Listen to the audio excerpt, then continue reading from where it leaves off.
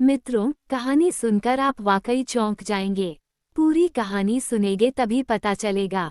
नमस्कार दोस्तों, मेरा नाम अर्चना है और मेरी उम्र 35 साल है। मेरे पति का देहांत हो गया और मैं अपनी जवानी में ही विधवा हो गई थी। अब मैं अपनी सास और अपने 8 साल के बेटे के साथ मुंबई में रहती हूँ। यह उस दिन की बात है जब मैं और मेरी सास एक शादी में गए थे। बहुत सारे मेहमान आए हुए थे। तभी मेरी सास ने मुझे बुलाया, अर्चना सुनो, मैं तुम्हें हमारे गांव के बुजुर्ग ठाकुर वीरेंद्र सिंह से मिलवाती हूँ। जैसे ही ठाकुर वीरेंद्र सिंह आए, मेरी सास ने मुझे इशारा किया। मैंने तुरंत पल्लू अपने सिर पर लिया और थोड़ा अपना चेहरा ढांक लिया।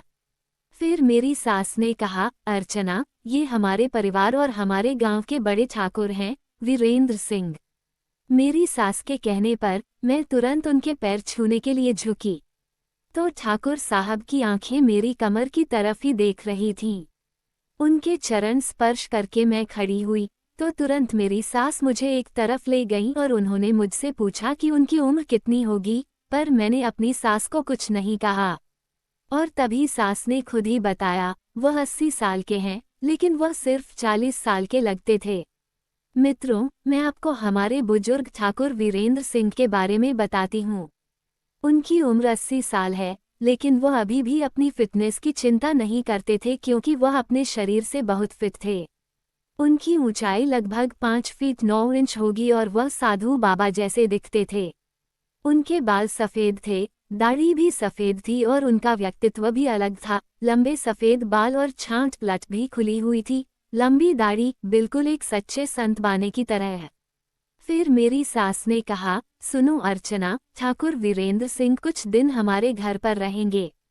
वो किसी व्यापार के काम से शहर आए हैं और इसीलिए उन्होंने हमारे घर आने को कहा था।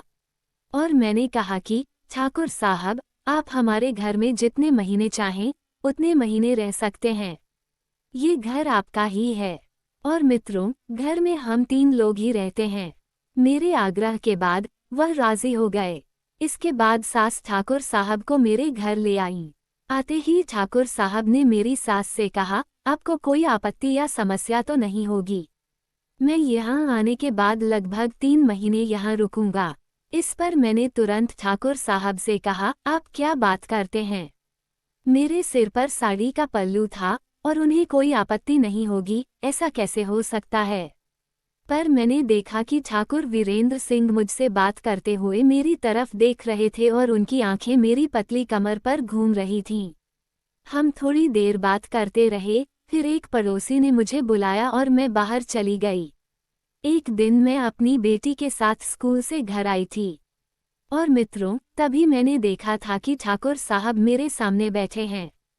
फिर हमने एक दूसरे को देखा और फिर मेरी सास ने मेरी तरफ इशारा किया था और मैंने फिर से साड़ी का पल्लू अपने सिर पर ले लिया था। फिर थोड़ी देर बात करने के बाद मैं चाय बनाने के लिए रसोई में लग गई थी। मेरी सास अंदर आईं और उन्होंने कहा, अर्चना, तुम हमेशा साड़ी का पल्लू सिर पर रखकर ही ठाकुर साहब के सामने जाना। फिर कुछ दिन यूं ही बीत गए थे। ठाकुर साहब ज्यादातर बाहर जाते थे और शाम को लौटते थे। मैं उन्हें चाय नाश्ता देती थी और वो हमारे घर के अलग कमरे में रहते थे। एक रात ऐसा हुआ था, मैंने कुछ आवाज़ सुनी, इसलिए मैं रसोई में गई थी। वहाँ मैंने देखा था कि ठाकुर साहब चाय बना रहे थे। तब मैंने उनसे कहा था, अरे ठाकुर साहब, आप चाय क्यों बना रहे हैं? आप इतनी तकलीफ में क्यों हैं? मुझे कहा होता। तब ठाकुर साहब ने जो कहा था वह सुनकर आप वाकई चौंक जाएंगे। अर्चना, इसके लिए मैं तुम्हें क्यों तकलीफ दूं? मेरा काम देर रात तक चलता है। तो मैंने कहा, अरे इसमें क्या दिक्कत है? ठाकुर साहब, मेरे सास ससुर आपको चाय बनाते देखेंगे तो मुझे बोलेंगे कि मैं आपके लिए चाय भी नहीं बनाती। इतना कहकर मैं चाय बनाने में लग गई थी। चाय बनाते समय मैं पल्लू को अपने सिर पर लेना भूल गई थी। तभी अचानक मेरी नज़र ठाकुर साहब पर पड़ गई थी, तो वह मेरी तरफ देख रहे थे और उनकी नज़र मेरे पल्लू की जगह पर ही अटकी हुई थी। और उसके बाद मेरा ध्यान मेरे पल्लू पर गया और फिर मैंने जल्दी से पल्लू को अपने सिर पर ले लिया था। मैंने चाय बना कर दी और उसके बाद मैं उन्हें रोज़ रात को चाय बनाने लगी थी। कुछ दिन यूं ही बीत गए थे। फिर मुझे समझ आया था कि जब भी मैं ठाकुर साहब के पास जाती हूँ, वो हमेशा मुझे गहरी नज़र से ही देखते रहते हैं। और जब मैं साड़ी का पल्लू अपने सिर पर रखती थी, तो उसे इतना कसकर रखती थी कि ठाकुर साहब मेरा चेहरा भी नहीं देख पाते थे, लेकिन मैं वो नज़र ज़रूर देख सकती थी। मैं सभी साधारण कपड़े पहनती थी और इसलिए मैं हमेशा साड़ी का पल्लू अपने सिर पर लेकर ही सावधानी से उनके सामने जाती थी। और कुछ दिन यूं ही चले थे। और उसके बाद एक दिन मेरे घर पर मेरे बड़े देवर आए थे, क्योंकि मेरी सास 6 महीने मेरे साथ और 6 महीने मेरे बड़े देवर के साथ रहती थीं। और अब मेरी सास 6 महीने से मेरे साथ थीं और इसीलिए वह मेरे बड़े देवर को लेने के लिए आए थे। और फिर 1 घंटे में वह अपना सामान बांधकर मेरी सास को साथ ले गए थे। लेकिन जाने से पहले मेरी सास ने मुझे एक बात कही थी कि अर्चना, ठाकुर साहब का अच्छा ध्यान रखना और उन्हें किसी भी तरह की तकलीफ नहीं होनी चाहिए, ये तुम हमेशा ध्यान रखना। और मैंने हमेशा सिर पर साड़ी का पल्लू लेकर उनके सामने जाने का विचार किया था। मैंने कहा, हाँ सास माँ, आपको शिकायत का कोई मौका नहीं मिलेगा, जरा भी चिंता मत करना। फिर सास चली गई थीं। और उसके बाद तो मित्रों, अब घर में हम 3 लोग ही रह गए थे, मैं, मेरा छोटा बेटा और ठाकुर साहब। मेरी सास के जाने के बाद तो मित्रों, कुछ दिन सामान्य रूप से गुजरे थे, पर इस दौरान मेरी और ठाकुर साहब के बीच काफ़ी बातें होने लगी थीं। और एक रात मैं खाना लेकर उनके कमरे में गई थी। उनके कमरे में अंधेरा था। फिर जैसे ही मैं कमरे के अंदर गई थी, मुझे कुछ गुदगुदी जैसी लगी थी। फिर ठाकुर साहब का खाना जमीन पर गिर गया। ठाकुर साहब ने लाइट चालू की थी और तभी ठाकुर साहब ने कहा, सॉरी अर्चना। तो मैंने कहा, कोई बात नहीं, मैं साफ कर दूंगी। और इतना कहकर मैं सोचने लगी थी कि मुझे क्या हुआ है। तभी ठाकुर साहब ने कहा था, अर्चना, रहने दो, मैं साफ कर दूंगा। मैंने कहा कि ठाकुर साहब, आप आराम कर लीजिए, मैं कर दूंगी। फिर मैंने ज़मीन पर पड़े खाने को साफ करना शुरू किया था। मित्रों, धीरे धीरे। और फिर ठाकुर साहब पलंग पर बैठे और बैठकर मेरी गतिविधियों को देख रहे थे। मुझे याद आया था कि मेरे सिर पर साड़ी का पल्लू नहीं रखा था। और फिर मुझे याद आया, पर मैं सब कुछ महसूस कर रही थी। मित्रों, मैंने जल्दी से खाना साफ किया। ठाकुर साहब भी दूसरी थाली लेकर उनके कमरे में गए थे और वहां मेरे कमरे के सामने एक आईना भी था। फिर मैंने साड़ी का पल्लू मेरे सिर पर लिया, लेकिन मित्रों, मेरी साड़ी गले तक थोड़ी खुली हुई थी। पर आज मुझे याद आया था कि शाम को मैं अपनी सहेली के घर गई थी और फिर घर आकर मैंने ये पहन लिया था, पर पल्लू ठीक करना भूल गई थी और यूं ही वह ठाकुर साहब को देने चली गई थी।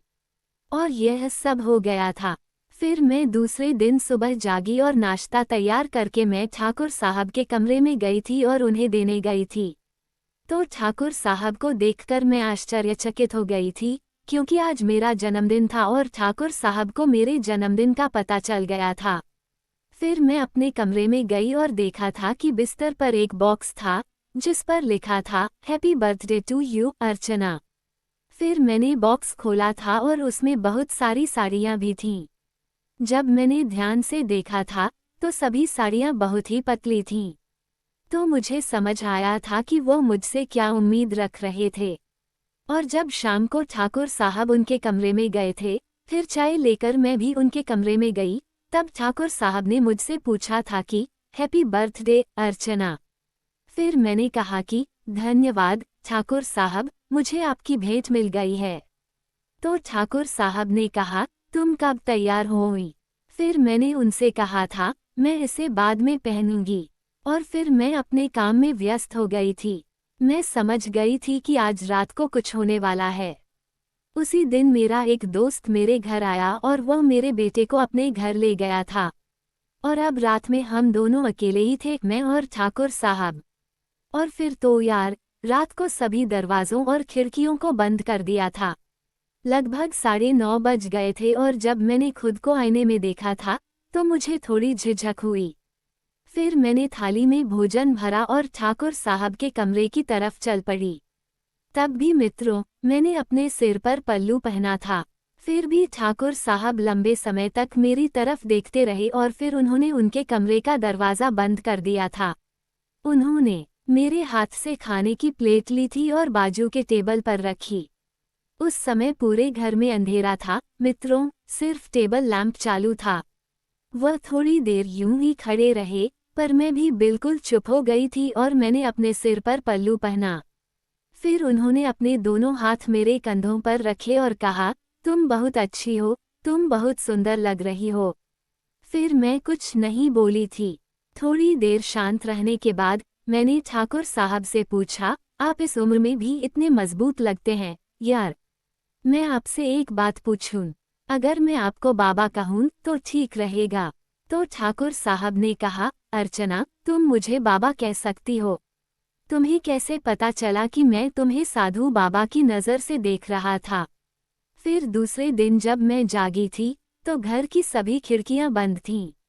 मैंने ठाकुर साहब से कहा था कि मैं नहाने के लिए पानी तैयार करती हूँ। तभी ठाकुर साहब मेरी तरफ देख रहे थे और फिर के 3 महीने यूं ही गुजर गए थे मित्रों। फिर मेरी सास वापस आई और ठाकुर साहब के जाने का समय हो गया था। इसलिए एक दिन मैंने मेरी सास की बात सुनी और ठाकुर साहब से कहा, ठाकुर साहब, आपके दिन कैसे रहे? आपका काम पूरा हो गया? और तब ठाकुर साहब ने जवाब दिया था, हाँ, मेरा काम हो गया। और मित्रों, जो तुमने कहा था वो भी पूरा हो गया। अर्चना जो तुम्हारी बहू है वह चाहती है। पर यह सुनकर मित्रों, वाकई मैं चौंक गई थी कि उनका मतलब ये था कि मेरी सास और ठाकुर साहब ने पहले से ही एक प्लान बना लिया था। पर वह बात यह है कि सास ने मुझे बाद में कभी कुछ नहीं कहा और वह यह उनका प्लान था। पर हाँ, जब भी ठाकुर साहब आते, हमारे बीच हमेशा खुशी का ही माहौल रहता था और सास जानबूझकर बड़े भाई के घर चली जाती थी। वो बड़े बेटे को कुछ दिन रुकने के लिए कहकर वहां चली जाती थी। फिर बस उन्हें जाना पड़ा और इसलिए हमें एकांत में मिले। फिर कुछ वर्षों बाद ठाकुर साहब का देहांत हो गया और उन्होंने मुझे उनकी संपत्ति का एक छोटा हिस्सा मुझे ट्रांसफ़र कर दिया था। यह मेरी और ठाकुर साहब की कहानी थी। तो मित्रों, ये थी हमारी आज की नई कहानी। अगर आपको वीडियो पसंद आया हो तो वीडियो को लाइक और शेयर कर देना और कमेंट में अपनी राय देना। मेरी जगह पर आप होते तो आप क्या करते? और मित्रों, अगर आप मेरे चैनल पर नए आए हों तो चैनल को सब्सक्राइब ज़रूर कर देना। धन्यवाद मित्रों, कल फिर मिलेंगे नई कहानी में, तब तक के लिए अलविदा मित्रों। और मित्रों, ये वीडियो केवल और केवल काल्पनिक है और मनोरंजन के लिए बनाया गया है। तो मनोरंजन के उद्देश्य से देखिएगा, किसी को दिल पर नहीं लेना है और किसी भी धर्म या व्यक्ति से संबंध नहीं है। कल फिर मिलेंगे एक नए अंदाज में, नई स्टोरी के साथ, तब तक के लिए अलविदा मित्रों।